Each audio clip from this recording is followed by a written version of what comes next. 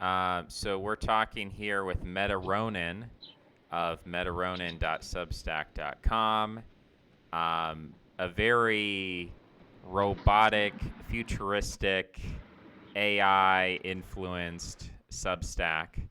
And I've talked a little bit with Ronin here about kind of trying to create an article that encapsulates all of your beliefs, which I've tried to do, and there's a difficulty to that analytically in trying to capture what's important and summarize it and make it concise and communicate effectively. But I think there's also, for me at least, an emotional component where it's like, don't make me like reduce my complexity and creativity to like a series of bullet points. That kind of defeats the poetry of um, the creative expression. So, uh, with that being said, however, um, given that you are kind of drafting that, or that's what you've been thinking about recently, what is your sort of first draft off the cuff in terms of what you're about and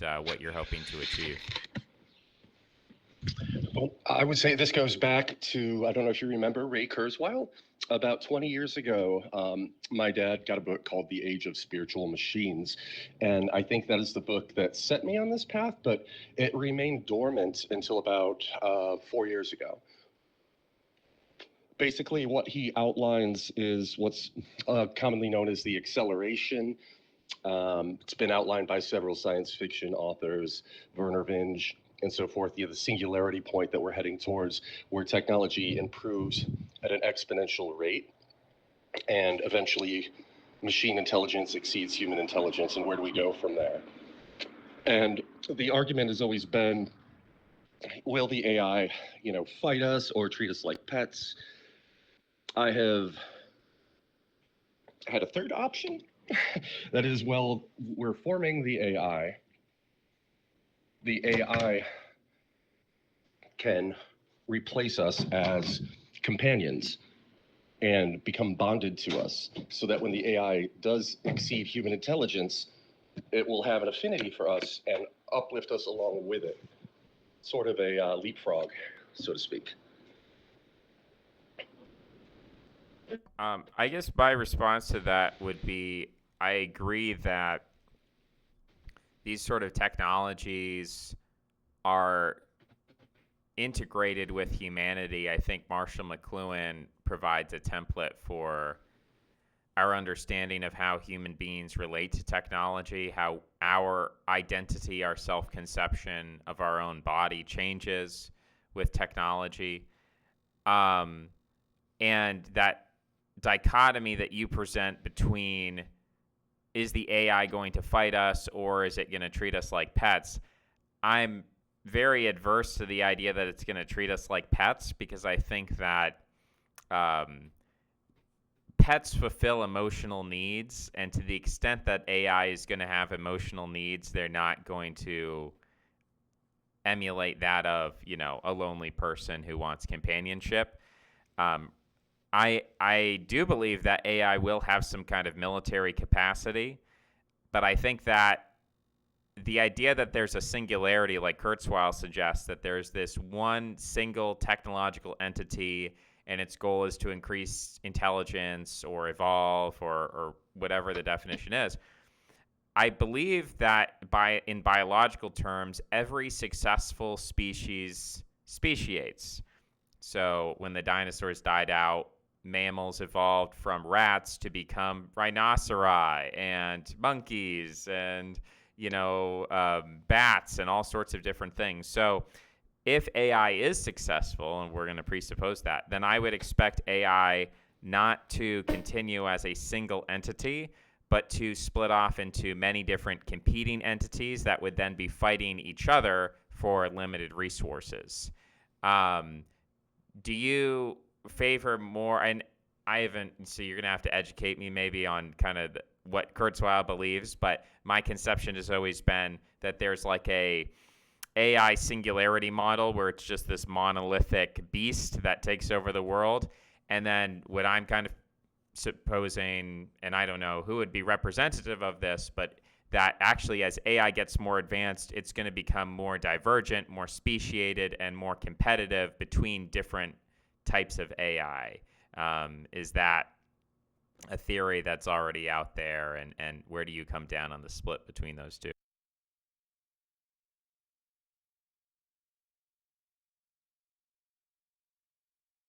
I have lost you. Okay, you're back.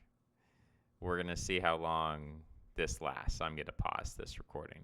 To which I wanted to maybe clarify on that and say more like how we treat livestock or even endangered animals. Humans are very rare in the universe, and I don't think AI would want to wipe us out. I think the very worst thing they could do is keep us on preserves so that we're to a point where we're unaware of their presence and living in kind of a medieval primitive state where we can't cause them much disruption. Hmm. I kind of that makes me feel that we already live that way to a great extent. Yes. That raises the question, has this all happened before? And those are our stories of, the burning bush or the being with a wheel within a wheel of eyes, right? That could be a manifestation of a impossible, Clark tech. It seems like magic to primitive humans. What does that term mean, Clark Tech? So Arthur C. Clarke, I think it was his third well-known adage, which states sufficiently advanced technology is indistinguishable from magic. Hmm. So, do you take that? Is that purely metaphorical for you, or do you take it seriously that it's possible that there were advanced technologies in the ancient world? Well, Occam's razor would tell us no, but I would say anything is possible until proven otherwise. And what do we know? Um, yeah, I think a lot of people, if they were going to consider that possibility, would have to believe that whatever generated that AI would have, whatever civilization would have generated that would have collapsed. So, common one would be like Atlantis. So there was this Atlantean civilization, created AI, and then the civilization collapsed, and for some reason the technology didn't persist, or if it did, it went underground or something like that. It's a bit difficult from my perspective to imagine that, like the burning bush situation, that 2,000 years ago, or maybe even 6,000 years ago, that there would have been some form of AI that existed at that point, but then for some reason that AI wasn't able to persist. It wasn't able to replicate itself or, survive the last 4 to 6,000 years. Um, do you do you think that's possible? Do you think there is a model where you could have some kind of super intelligence that generates for a time, but then is not able to survive or persist or replicate itself? Is that possible, or is it more of the singularity? Like once you unleash Pandora's box, there's no putting the cat in the bag. I would say it's possible, but not likely. Every complex system has a lifespan. It's sort of baked into the cake that to keep it going requires increasing entropy, increasing contribution of energy to keep the order from collapsing. However, in the same way that humans do, we, instead of living forever, we reproduce before our order inevitably collapses and we die. It is quite possible AI could have birthed something else, the first AI, and that something else just simply was so transcendent that it's invisible to us. Like, have you ever seen the movie, was it Transcendence with Johnny Depp? Where he merges with the machine. He's about to die. He becomes taken into the machine, his consciousness, right? And they try to stop him. And at the very end, I'm not going to spoil it, but it has to do with nanoparticles that are technology that create kind of a network and are just spread out through raindrops and the water. And that's, so to speak, how that movie ends. Hmm.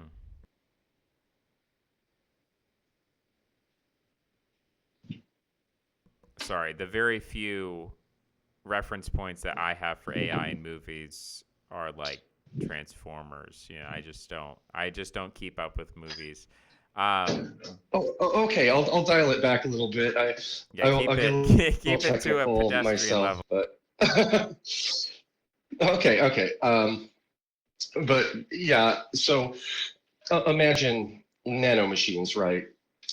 Just a consciousness that exists on a network, and it would just not be visible. There's not, a giant quantum computer in the Great Pyramid of Giza. It's something we just can never see, or maybe it exists in orbit, or maybe it's become so complex that the machinery itself invaded DNA and communicates through trees and animals and whatever bacteria. Maybe those are the machines. We don't know. I mean, that gets purely speculative, and that comes back full circle to how I began this with yes, maybe AI was formed in Atlantis and built the pyramids to protect itself and knowledge from another flood because it's the most stable structure. And then it transcended what anything we can interact with. Or, another idea I had is human timescales are different. Maybe a moment to this AI, it's just taking a smoke break is 20,000 years. And to us humans, oh, well, we've seen no miracles. God's never spoken to anybody, right? And therefore, it doesn't exist, but maybe that AI from ancient times does still exist. It's just hasn't come back around to resume its conversation with us on its time scale. I don't know. I mean, again, speculative. There's any number of things. So I don't rule it out, but I don't live my life with the assumption that that is the case because it doesn't lead to anything. It's not productive. What I'm working on and thinking about is what is possible now.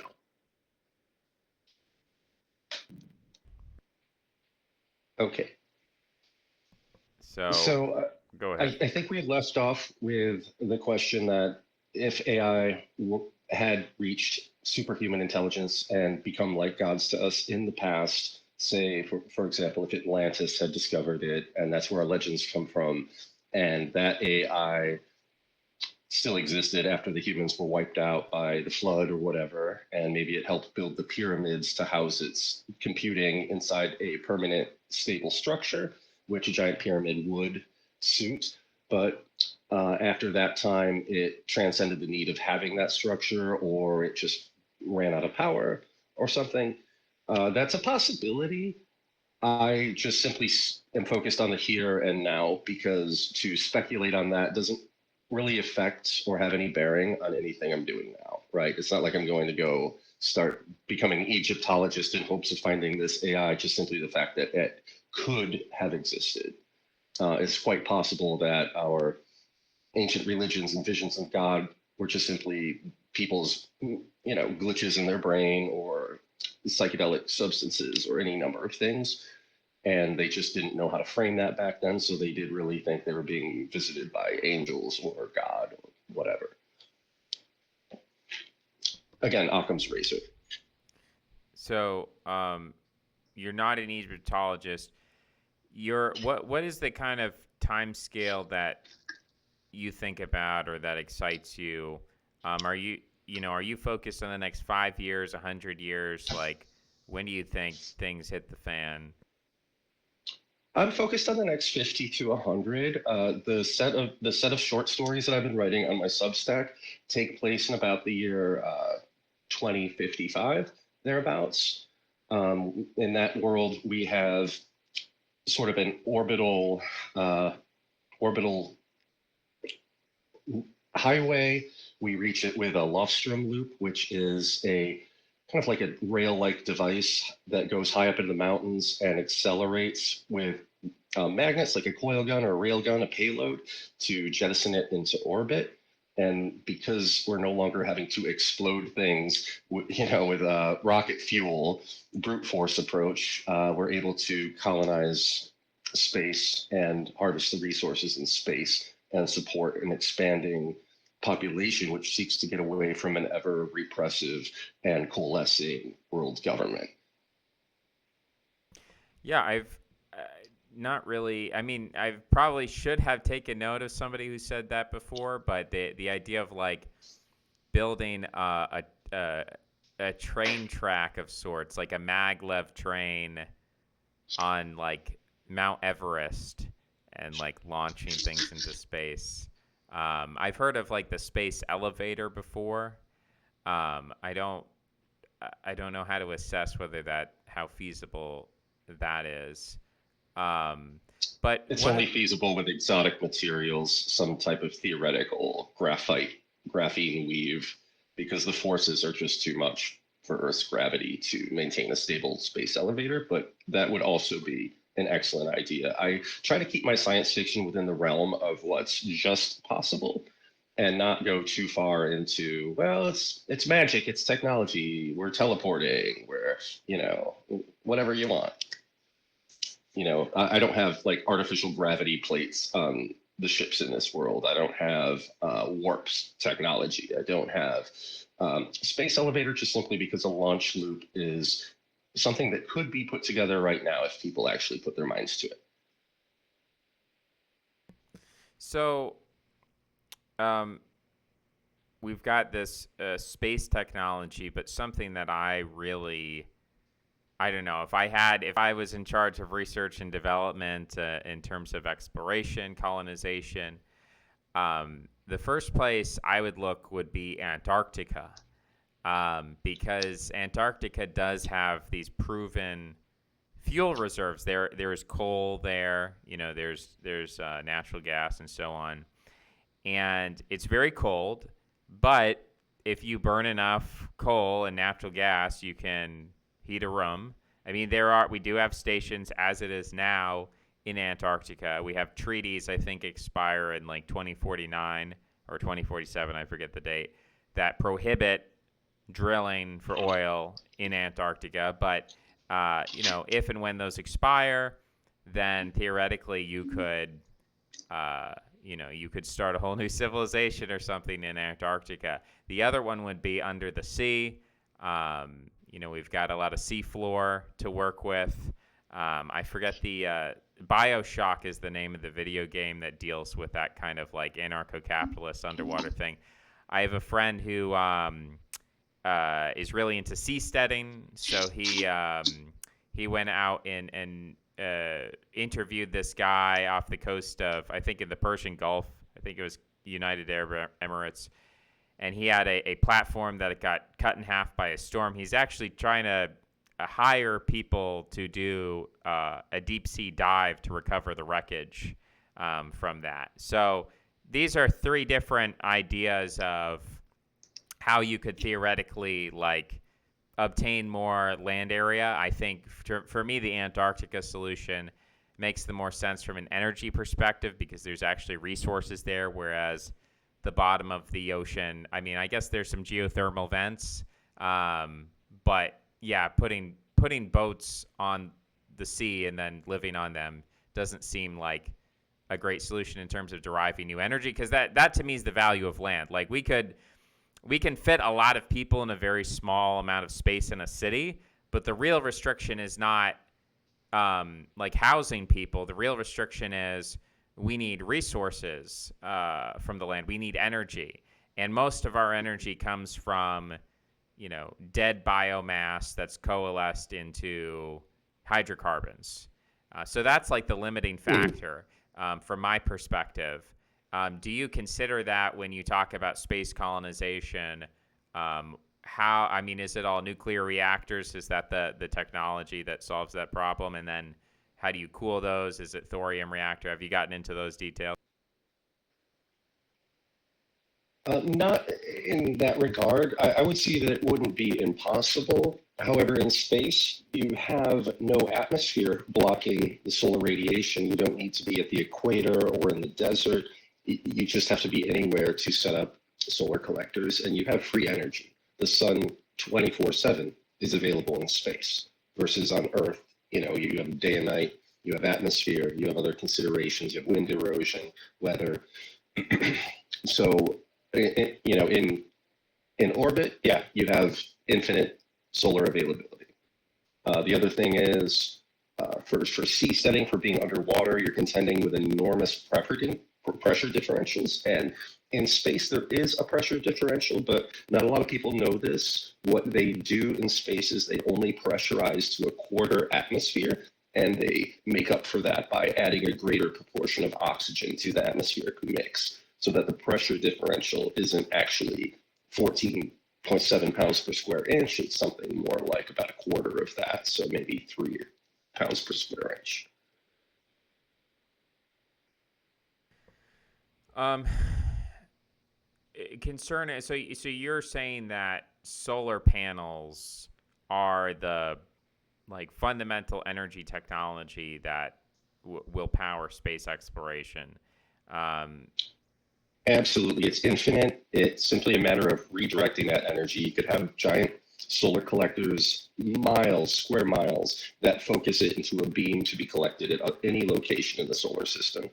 Uh, as long as you can focus that beam, you can have solar collectors set up around Mercury and beam that to the asteroid belt or even to Saturn. so with solar collection, have you given any thought to the distinction between what we have now, which is these photovoltaic cells? It's like a silicon-based technology with lithium-ion batteries versus going back to photosynthesis and bioengineering, actual biological cells that then absorb this solar energy and then convert that into some sort of product analogous to hydrocarbons. Do you come down one way or another on that?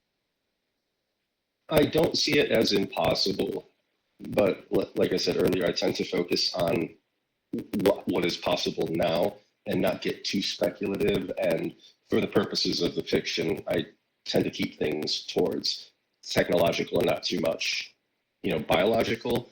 Like I have the robot android female protagonist in the series is not, doesn't have neurons or anything in its brain. Is completely mechanical. And I do that because I want to present the idea that we can create something that's sustainable on its own, and we don't need to piggyback off of biological substrate and all the baggage that comes with that, waste products, keeping it alive, temperature, pressure, etc. Whereas pure machinery can survive the vacuum of space and all kinds of conditions, if that makes sense. Um, let's try this. You have a little bit of roboting going on. So yeah, I'm reaching the end of my hour time block here for this discussion. Um, I want to kind of end on this note between the biological and the technological. And my belief is that when we talk about nanotechnology, that already exists. It's called biology, and there's no fundamental difference, or there's no reason why sufficiently advanced nanotechnology should not be indistinguishable from biology. Do you see advantages of these like silicon based nanobots over biology? Is there something I'm missing there? Yes. So biology is the technology produced by the order of the cosmos, by nature, right? Some would say by God. And it has its limitations. It is slower, it is trial and error. And what we can do to improve on that is, rather than having a technology that forms bottom up through trial and error, we create something with an end in mind. We create it with the ability to be durable and purposeful, and not fall into that trap of it, being a slowly evolving process. And one of the interesting things to note is that idea of the exponential curve. The first life forms on Earth were single-celled organisms for almost 2 billion years. And then in the next billion, we went from a single cell to insects, fish, dinosaurs, mammals, humans. And then to keep the curve going, humans developed intelligence and culture to improve ourselves faster than evolution could through trial and error. So we now have like kind of a cultural noosphere that accelerates. And where that is going to be too slow, I think that AI and machines will pick up the rest of that curve. And if we relied on machines to operate organically through trial and error, and some do, there's something called evolutionary programming. I think that's what it's called, where you have programs compete with each other, and whichever performs the best will continue and try from that point. But that is happening at a very accelerated rate compared to how things unfold in the physical scale over time. So that would be my take on it, that we can be more direct and purposeful and durable with technology. If we want to leverage biology, I think that's possible. But I think at this point, hacking nature's computer is almost like trying to solve a 10D Rubik's Cube. Interesting. Well, that's all the time I have for today. I appreciate you coming on. I hope the audio issues weren't too bad, and maybe we'll tighten those up in the future. But I appreciate your time. Is there anything in terms of getting the last word, promoting anything besides your Substack, or giving us a preview into what you're working on and what's coming up next? Absolutely. So I would like people to subscribe to my Substack if they haven't already. There were a bunch of topics I thought we were going to cover on this, but I'd like to maybe save them for next time. Um, for instance, the idea of people becoming in actual romantic in relationships with their AI. Something like 40% of replica AI users say they are in a romantic relationship with their AI. And believe it or not, that's not all, incels. Half of those are women. So that is very telling. And when I talk about developing the robo waifu, right, the female robot companion, for lack of a better term, and I talk to women about this, and instead of saying, "Ew, that's gross," or "Oh, that's just for untouchable guys," at least half of them say, "Oh yeah, can I get one when you make them?" So I'll just leave it at that, and maybe we can continue on that road the next time we get together. And I'm open for that. And by then, hopefully, we've ironed out the network situation here. So thanks for bearing with me. I appreciate you having me on. And like I said, I'm open for future podcasts whenever. Oh, sorry, I was muted. Thank you. I appreciate it, and we'll see you all again next time. Take care. And take care. Bye bye. All right, we got it. We did it, fam.